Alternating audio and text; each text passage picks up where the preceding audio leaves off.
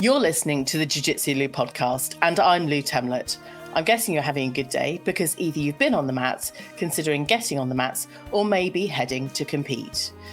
I'm so happy you're here listening or watching this episode. Please don't tap out before the end. When you want to follow your dreams and compete, start training Jiu Jitsu. I'd like to welcome Ange Taylor and Christine Martin to my podcast. Hello, both of you. How are you? Hi. Hi, good evening. Hello. Thank you so much for joining me. Ange, I will start with you. Now, you had a very amazing dream when you were quite young. Tell me about it and how you're now in the UK. When I was younger, I used to tell my family that I was going to one day live in London with the punks. And everybody thought I was absolutely crazy.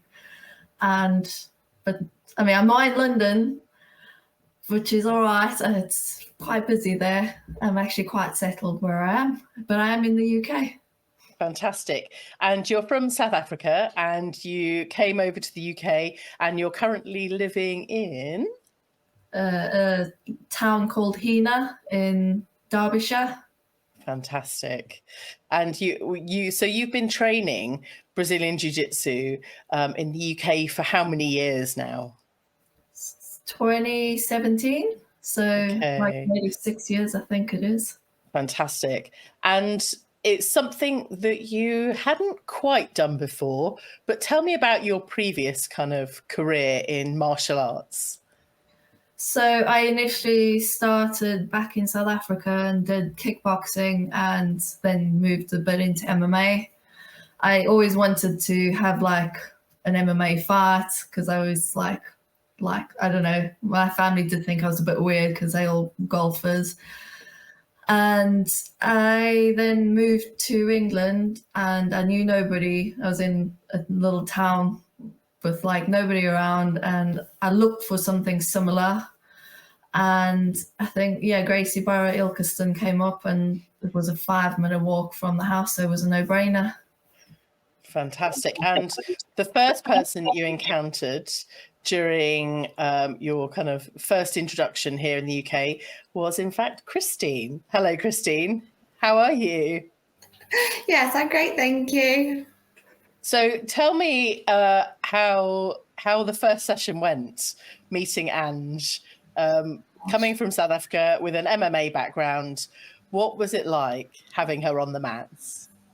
It was great. I mean, for me, anytime I get any new females through the door, I'm like, come on, stay, let's get them in, always on the recruit for getting more girls in.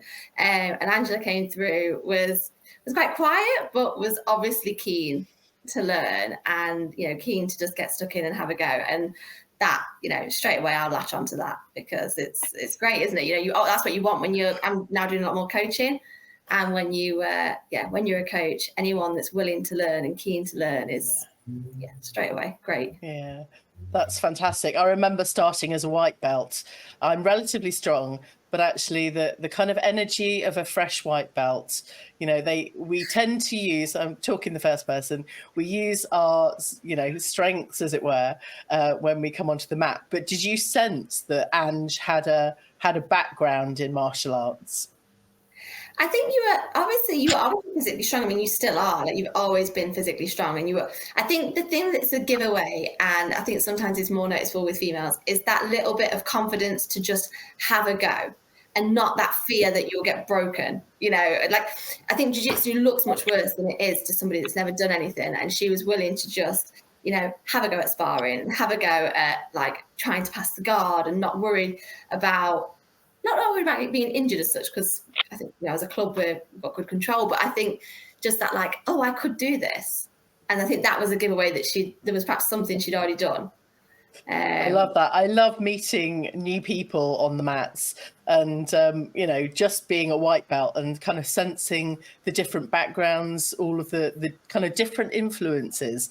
I'm a dancer and often, I've been dancing for 40 plus years, and you can tell and sense what style of, dancing or maybe what style of martial arts other people have done when they come into the space. And I think it just brings such a lovely mix and dynamic to the mats that, it is a unique mixed space for everyone, and kind of anyone really. So, And, tell me a bit more about your journey through jiu-jitsu, because I know you're now competing quite regularly, but how has that journey been for you from kind of white belts? I started obviously picking up my training once I'd finished university, like my first year of university. And Christine always encouraged people to give a competition a go, because she always says, like, you learn the most doing a competition. And I was like, oh no, maybe when I get like another tab, she was quite encouraging. And I did it. I entered quite a few comps initially, and there was never anybody in my weight category, so got loads of refunds. Mm-hmm. And then my first comp, I actually won gold, and I was like, oh, I could do this. Like, this is fun. And since then, it's just been full speed ahead, trying to do every comp I can do. I love it. I think I've spoken with a couple of other people whose kind of initial competitions were gold, and that really has kind of sparked their energy and continuity for competing. I'm still yet to compete for the very first time. Like you, Ange, I don't have anyone in my weight or age bracket. So I do get refunds, which is quite disheartening sometimes, because you get the money put back into your account. There's no communication, and you're left feeling quite like what's gone on. And then you have to kind of externalize again and go, okay, it's just the situation, even though you might have been preparing for weeks or months ahead. How do you go about preparing for competitions? Put a lot of training in. I think at this stage I'm training like 15 hours a week, probably. Wow. The diet is a huge part of it. You have to fuel your body correctly to be able to perform.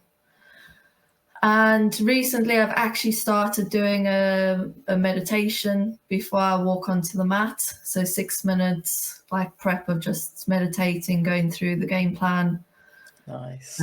Because, I have suffered with nerves and maybe a lack of self-confidence while as I'm about to go onto the mat. Yeah. And I have noticed a huge difference in just doing that.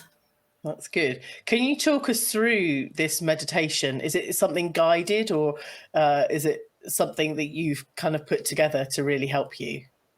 Well, my husband actually found it on YouTube, so it's a guided sports meditation, and I think it's quite American, about like football. They mention different sports in it, so it's not just directly related to one sport. So, but like she has sort of said, like, if you're on your in your football match, or like think about this and think about how you've prepared, and it's actually quite good.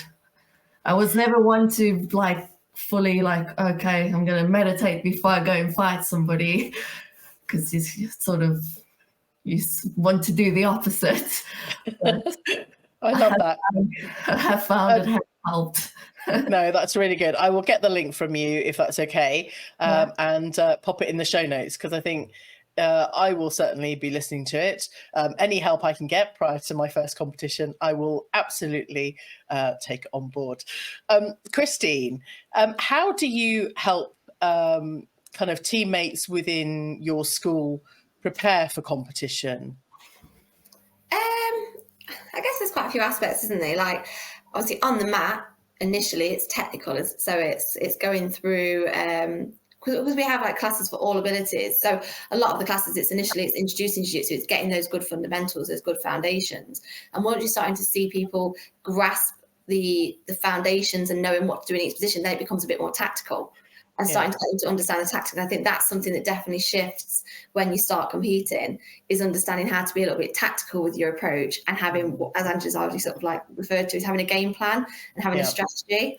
So I think we definitely, especially I do quite a few one-to-ones now with people that we have compete, and a big part of that is, what is your game plan, and helping them to recognize what their strengths are, What positions are you most comfortable in? So where are you going to try and get this fight to make sure that in a competition environment, you feel comfortable with where it's going?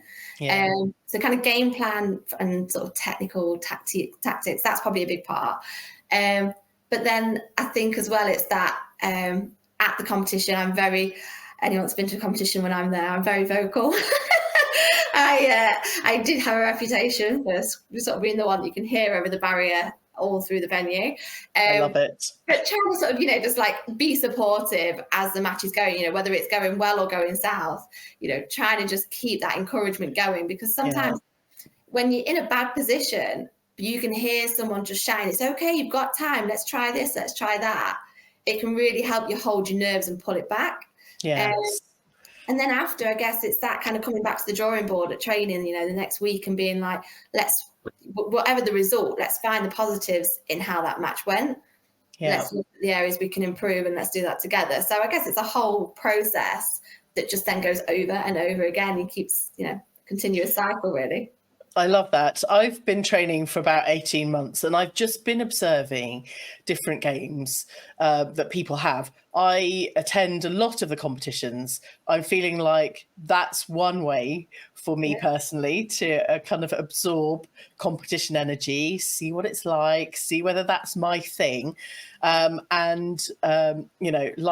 Like all great coaches, having a go at least one competition seems to be the way to go. So I am going for it. But the more kind of ranked or kind of time on the mats that people have, I've noticed everyone's slowing down their game until they get to black belt, and then it speeds up again.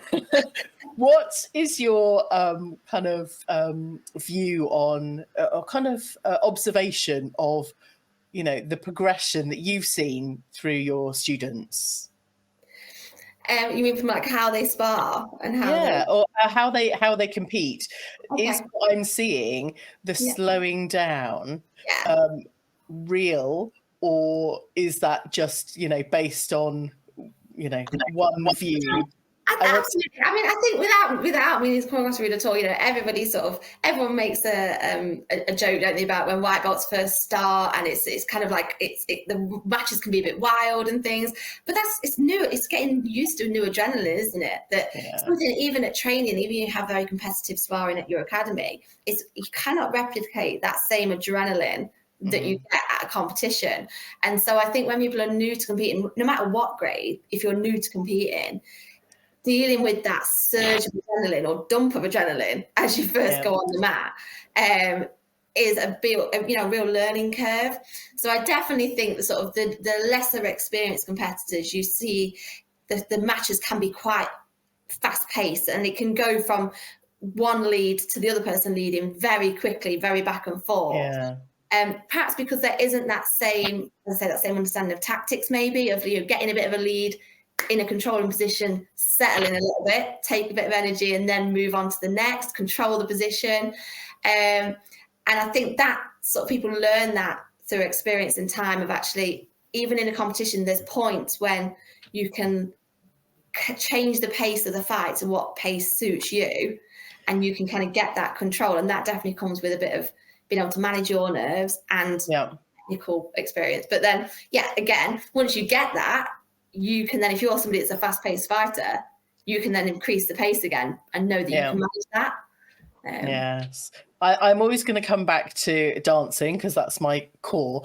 But there's a thing called musicality, where you kind of do slightly the opposite to the flow of the music or the moves. And then that's what makes it an interesting observation. And you can kind of see the kind of speed, the tempo, the moves that then change pace. So I'm bringing my kind of dance experience, and I'm kind of echoing what you're saying, as kind of along those sorts of lines. But I've got I'm still a white belt in my early days, so this is going to be a very long game. But that's beauty of jiu-jitsu, I think, is it is a long journey, but that's nice. There's still so much to learn in a long time. Yes. This is the Jiu Jitsu Lou podcast with me, Lou Temlett, coming to you from the UK. Go and check out the latest video clips over on Instagram at jiu.jitsu.lu. And as you're listening or watching on your favourite podcast platform, I'd really appreciate you dropping the show a rating and a review. Today, I'm having a conversation with Ange Taylor and head coach Christine Martin. And I want to go back to you, and I want to know how it felt stood on the podium with your first gold medal. It was surreal. I was like, I didn't really grasp it, but it was really exciting. And I just wanted to do more. And do you remember much of the detail around that particular match? The girl pulled guard on me, and I think I got side control on her, and I was on mount, and I was busy working my way up to try and get an arm bar or something. Yeah. And just because I was being really heavy on mount, she ended up tapping. So I was a bit confused, because I didn't know what had happened. And she just lay on the floor, and I was like, "Are you all right? I didn't do anything." Yes. So I was panicked. The ref was a bit panicked, and she was fine. She was obviously just not used to being smothered a bit, because we were all sort of new white belts at the time, I think. So I do love the energy, but I am quite fearful of the kind of adrenaline surge. Well, not fearful, but I'm starting to hear more and more about, what competing is like. But you never gave up. You're still competing now. So talk me through your progression and how you, I guess, with the meditation and the kind of health and fitness and various other things. Tell me about how your teammates and your family support you now in your kind of competing times. I've got a really good group of people around me. One of my best friends, we compete regularly together. And our whole team is actually pretty good. Everybody cheers each other on continuously. Every time that somebody's competing, it's messages going.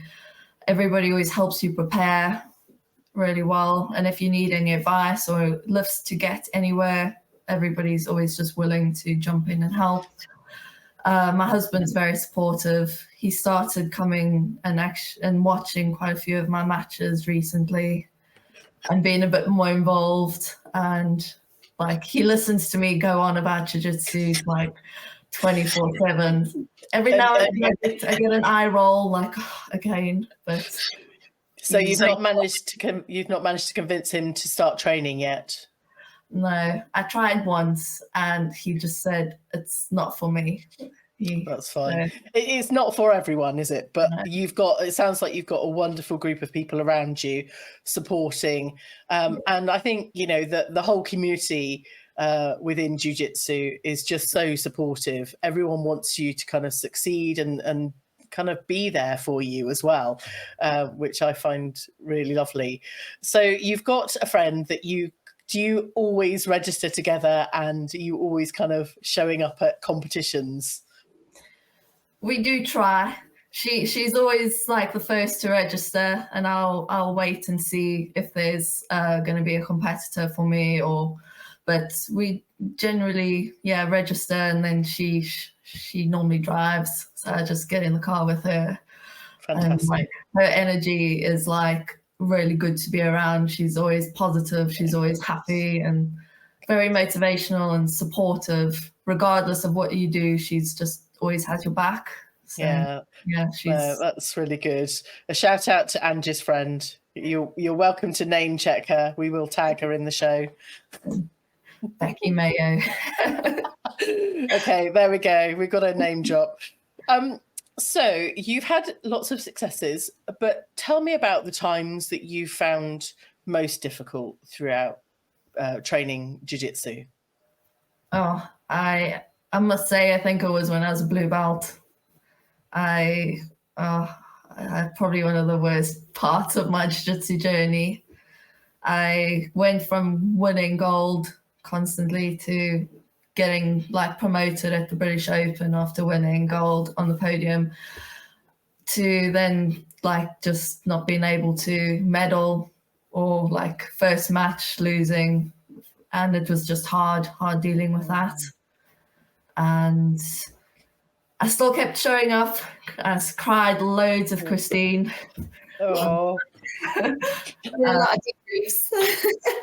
Yeah, and like, because when you also get your blue belt, it sort of feels like there's a new target on you. Everybody wants to push you a bit harder.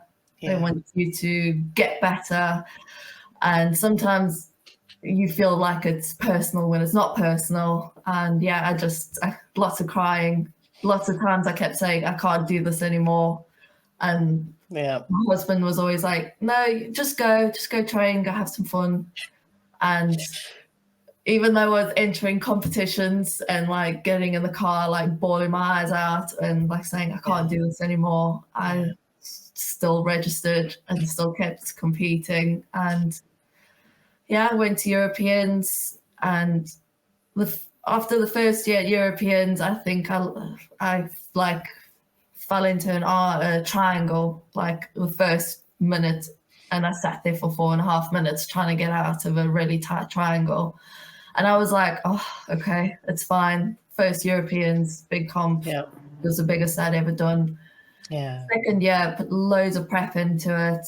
And obviously there must have been something just not right. But I went there and I was actually felt really good in the fights, ended up losing. And I was like, that was probably the lowest after that Europeans. And Christine's husband, Stephen, like he pulled me aside while we were out in Paris, and we just like had like a long conversation, and he was like, okay, well, let's do like strength and conditioning, let's work on the diet, let's do this, and like let's just get back to prepping and working on where we fell short.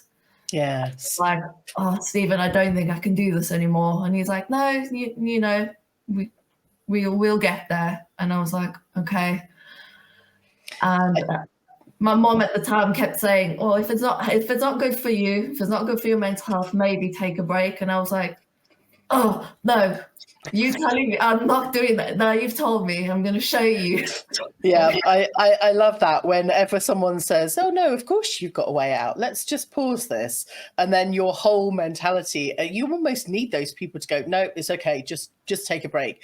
But I really admire you for your honesty and kind of sharing your challenging moments throughout jiu-jitsu, because you know, the Instagram life, it's all of the medals, it's all of the winning. It's not like, you know, fashion and beauty and all of those other elements. You know, it's kind of the same in jiu-jitsu.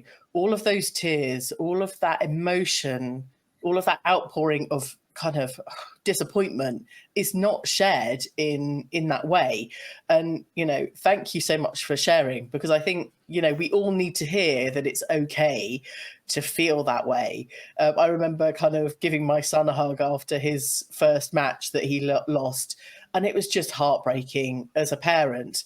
But I can't imagine what it would be like, you know, as a competitor. Christine, can I just ask how you support people? It sounds like you've got a really strong network of people, including your husband. How do you help people through those really difficult times? I think it's trying to help people understand that it's very normal in the sport to have highs and lows. You know, there's a very, very sort of few people that start jiu-jitsu and go on a winning streak forever and ever, you know, and just win everything. I think you speak to anyone that's competed for a long time, they've gone through kind of like ruts where, you know, they've had a bit of a patch they just can't quite get out of.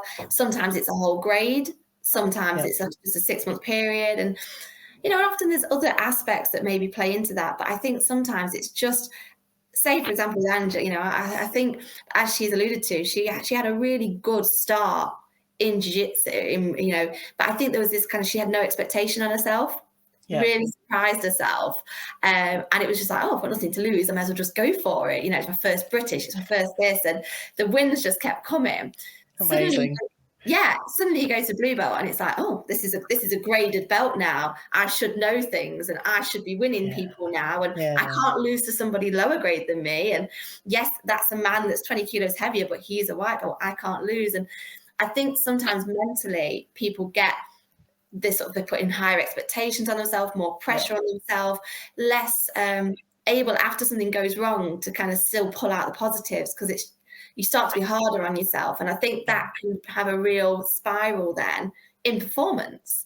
I think that's happened a little bit with Ange, and then that knocked her confidence. So then actually, even when she started to give herself a break, it was confidence ahead of matches started to become a bit of a, self-doubt creeps in. And so I think from our point as coaches, again, as I say, it's trying to say, just put it into perspective, that training session. It was a bad training session, but you've had a long week, or or actually, one of the things I've said quite a lot to people as they get a promotion is sometimes you feel like you're up here and you're winning every day, and then you might feel like you've stopped progressing or you've gone backwards.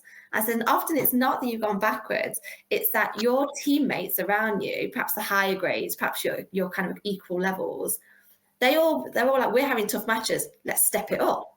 So then suddenly you feel like you're struggling more, and I must have got worse. You haven't gotten worse. Everyone's just challenging you more. And then you start to rise to that, and you have a bit of a period, and everyone says, oh, she's doing well again. Let's make it harder. And there's this kind of incremental approach, and that's something I can see now as a coach, as a black belt on the mat. I've done that with our juniors coming through, and some of them are hitting teens now, and where before I could kind of set up opportunities all the time, now I'm like, if I give them too much, they might catch me. So I've got to kind of reduce those opportunities. So for them, it may feel like they've gotten worse. They haven't. Just, they're becoming better. So you've got to like make that challenge a bit more. And so I think it's trying to guide people through those phases and reassure them that is just a part of the learning process and the journey. And just, I think, kind of got there a little bit with some of the self-belief now, taking that bit of pressure off, and the wins, the performances are coming time and time again now. No, it's amazing, your dedication and kind of progress. And I'm kind of getting a sense from what you're saying, Christine, is that, even every training session, you almost need to put a backstop behind yourself and go, okay, I'm to this point. There is no going back. I'm only going forwards. So kind of mentally, it's everything's progress, every hour on the mat. And if you're spending 15 hours on the mat every week, and that's 15 increments forward every single week, and you're just kind of progressing and doing amazing things. So you're now purple belt, and you are still competing. What do you have coming up this year? I am looking at doing the World Masters or the Abu Dhabi later in the year, depending on how much funding I get. I would love to do all the majors this year, but So the British Open is in a few weeks. Looking at going to Dublin in a few weeks as well. So there's a few coming up. Fantastic. And I'm assuming you're in this jiu-jitsu thing for the long term and not heading back to MMA at any point soon. I have concluded I don't like being hit in the head. I think that's what I hear from all kind of people that have had MMA experience and have transitioned to Brazilian Jiu Jitsu, that the head strikes and various other things. I quite like my shins, so I'm going to stick with Brazilian Jiu Jitsu. Oh, fantastic. I was chatting to a girl yesterday at the AJP, and we were talking about how we just really enjoy gi. We don't really like no gi. We like that we have grips. So it's the safetiness of having grips in the gi is also quite appealing. Yes. Now, do you have any advice okay, I'm going to ask for me. I need some advice for my first competition. Any little tips or tricks that, Christine may not have, shared, or you've kind of learned throughout your journey. What is your advice for a white belt going in for their first competition? just have fun, enjoy it. And yeah, that's all I can say. If once you stop enjoying it, there's no point. Got it. Christine, I will come to you for some advice from a black belt. I would love to know what your advice is for a white belt stepping on the mats for their first competition. I'm going to steal something Stephen said. So Stephen's my husband. He's the head instructor. So he often says to our new beginners, the first 5 competitions don't mean anything. They are just about actually weighing. That's an achievement in itself. Going, making weight for a competition, stepping on the mat for the first time, having a go at doing a technique that's something you try and pull off in your everyday training, and just get a feel for it. Break the ice with those 5 comps, and then after that, you'll be like, yeah, I love it. I want to pursue it, and you'll start to really kind of build your game plan, build your sort of strategy. But I think also is do what you do day in, day out. Don't go to a competition and start trying to go for flying triangles if you never do flying triangles at training. Yeah, that's not going to happen, Christine. That's not going to happen. It might look good on the Instagram reel, but you've got to just do what you're doing day in, day out, and enjoy doing that. And and the results and the performances will come. Yeah. I'm still working on all those things. So I've got a strong half guard that I'm, developing and progressing. So that's where I am. Not giving anything away. I would, I'm out there to have fun and enjoy every experience. As I hope any listeners, or all of you listeners, if you haven't competed yet, go and give it a go. I will be saving up for 5 competitions. It's not a cost-effective thing if you're not planning ahead, but I think it's one of those things. So there's my goal, Christine. Thank you for sharing. 5 competitions. I've said it now. It's out in the universe. You have to do it. Okay, Ange, you need to send me that meditation really quick. I will do. Oh, fantastic. Thank you both for joining me. I wish you all of the luck in your kind of continued luck in your competitions, and I will be following your journey as I will be following your journey as well, Christine. So thank you both very much, and I will speak to you again soon. Thank you for having us. Bye. I hope you enjoyed this episode. Thank you very much for telling your friends about this show. And as you're listening or watching on your favourite podcast platform, I'd really appreciate you dropping the show a rating and a review. Thanks again for listening. Catch you on the next episode of the Jiu Jitsu Lou podcast.